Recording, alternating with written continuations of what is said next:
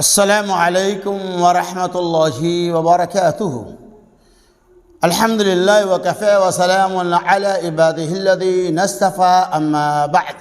عن ابی ایوب الانصاری رضی اللہ عنہ ان رسول اللہ صلی اللہ علیہ وسلم قال من صام رمضان ثم اتبعه ستا من شوال كان كصيام الدهر، رواہ مسلم۔ ابو ایوب انصاری رضی اللہ تعالی عنہ کہتے ہیں بے شک رسول اللہ صلی اللہ علیہ وسلم نے ارشاد فرمایا من صام رمضان ثم اتبعه ستا، جس آدمی نے رمضان کے مہینے کا روزہ رکھا پھر اس کے بعد اس آدمی نے شوال کے 6 روزے کا اہتمام کیا، کان کصیام الدہر، اسے پوری زندگی روزہ رکھنے کا ثواب ملے گا۔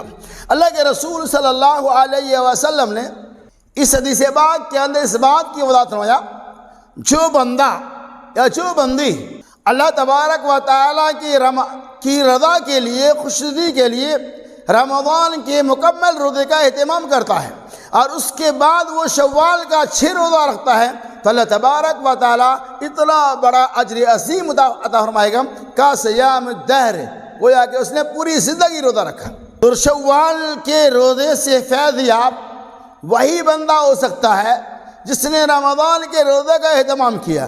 اگر کوئی بندہ رمضان کے روزے کا اہتمام نہیں کرتا، رمضان میں روزہ رکھتا ہی نہیں، لیکن وہ 6 روزہ رکھے گا، اسے کیا اجر ملنے والا ہے؟ دوسری بات یہ کہ شوال کے 6 روزے کا اہتمام ہم کب کریں گے؟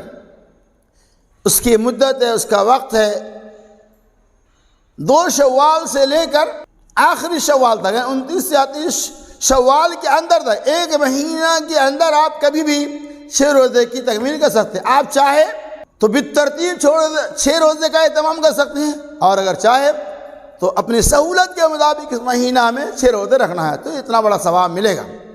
یقیناً وہ انسان قابل مبارکباد ہے جو رمضان کے روزے کے ساتھ ساتھ شوال کے بھی 6 روزے رکھتے ہیں، اور اگر کوئی نہیں رکھتا ہے تو اس کے لیے کوئی حرج نہیں ہے، کوئی گناہ نہیں ہے۔